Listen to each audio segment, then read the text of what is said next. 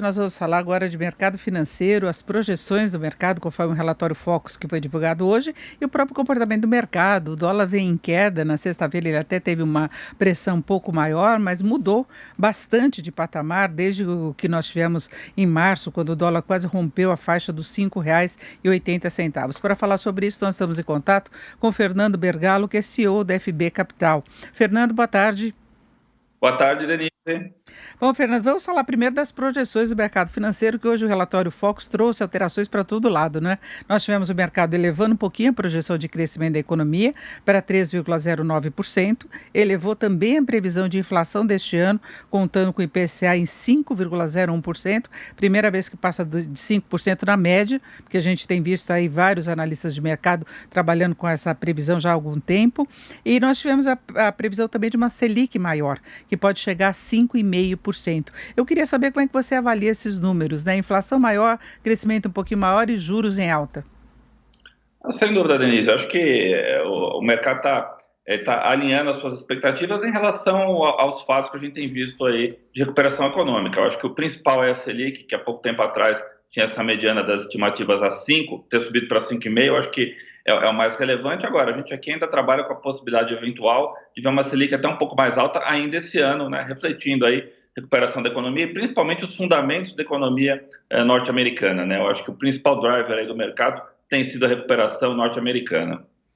Inclusive na semana passada a gente teve aí, principalmente Bolsa, aí, refletindo a preocupação quando houve aquele anúncio de que Biden poderia elevar muitos tributos aí sobre ganhos de capital. Então até isso tem sido monitorado muito de perto pelo mercado, né? Sem dúvida. Agora, falando aqui um pouco em perspectiva, né? Você comentou da queda do dólar, né? Dia 8 de março atingiu lá os 5,80, de lá para cá veio cedendo um pouco, né? Essa queda um pouco limitada ainda por conta do cenário que a gente ainda tem, mas eu acho que principalmente a saída que o governo encontrou para o orçamento 2021, acho que trouxe um pouco aí de credibilidade fiscal ainda para o país, foi importante, né? Aliado aí com os fundamentos da economia americana. Mesmo assim, no dólar, né, a gente ainda está com uma alta de 5% só em 2021 no dólar, né, embora a gente tenha tido só em abril uma queda de 3% e nos últimos 30 dias uma queda de 5,5%. Mas acho que o mercado está se acomodando, reagindo aí ao que a gente tem visto tanto lá fora, né, quanto os fundamentos domésticos. Acho que a CPI da Covid tende a jogar um pouco aí de lenha na fogueira, né, entre o Executivo e o Congresso. Acho que isso não é positivo para o mercado, mas em contraponto, a agenda de reformas, que parece que foi sinalizada aí, né, em relação à reforma tributária pelo Arthur Lira, foi um ponto importante, né? O investidor estrangeiro acabou ficando um pouco animado com a possibilidade da gente ver uma evolução na agenda de reformas. Agora, Bergalo, a gente tem visto dificuldade de o Brasil voltar a atrair capital externo, né? Seja por desconfianças aí em relação à questão fiscal, o próprio andamento da economia, que tem a pandemia. A gente vê, inclusive, discussões com relação ao nível dos juros, que mesmo em alta ainda não estariam suficientemente atraentes para o capital externo, embora a taxa aqui no Brasil seja mais alta no exterior. Você vê condições de o Brasil voltar a atrair esse capital? Olha, eu acho que essa questão do retorno, né, a gente ainda realmente a gente está pagando um prêmio muito baixo para um risco muito alto, né? Acho que isso que é o que você está dizendo quando você fala sobre a Selic. Então, sem dúvida nenhuma, essa questão circunstancial da pandemia trouxe a nossa taxa básica de juros para uma taxa irreal, né? Acho que é um consenso no mercado isso. Agora, isso tende a se equilibrar.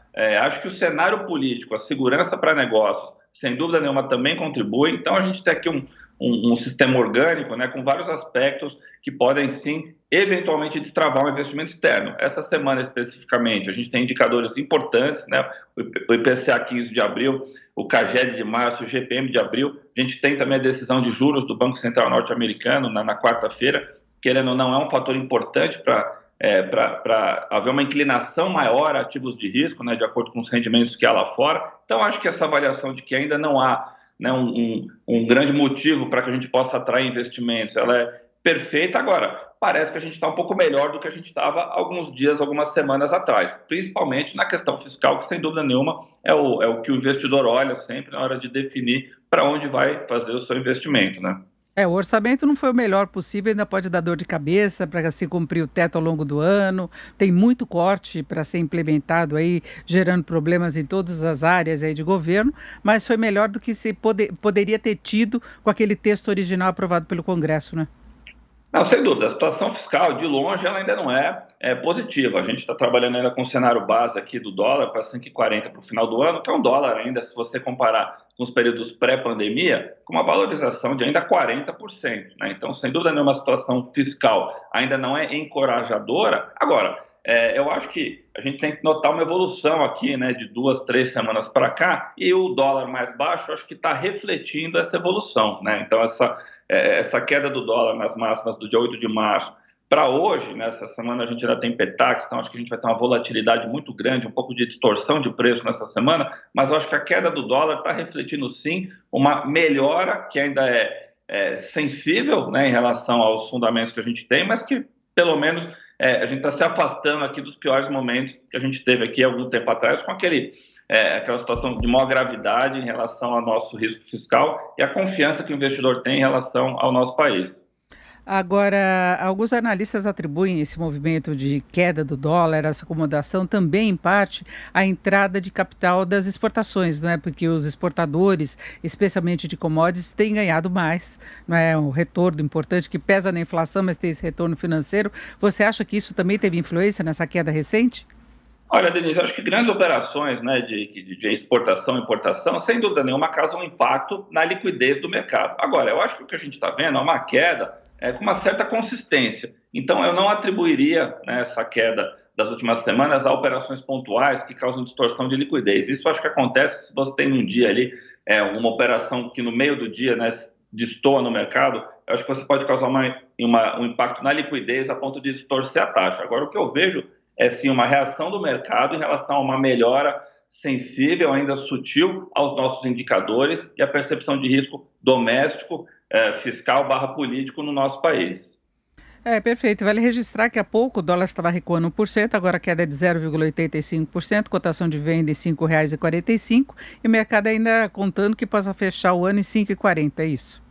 Pois é, essas expectativas estão sempre sendo revisadas, né, Denise? A gente mesmo aqui no escritório estava trabalhando com o cenário base de 4,90 do dólar, esse cenário base não é mais esse, agora a gente está usando o cenário base aqui de 5,30 e tendo no 5,10 um cenário otimista aí de projeção. Então, obviamente o campo está sempre sendo reavaliado, né, as circunstâncias estão mudando a cada momento, agora acho que a gente está num caminho um pouco melhor, né, do que a gente estava algumas semanas atrás. Eu me arrisco a dizer que pretendo ver o dólar abaixo de 5,40 aqui no curto prazo.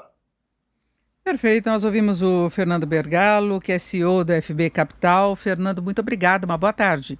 Obrigado, ótima tarde.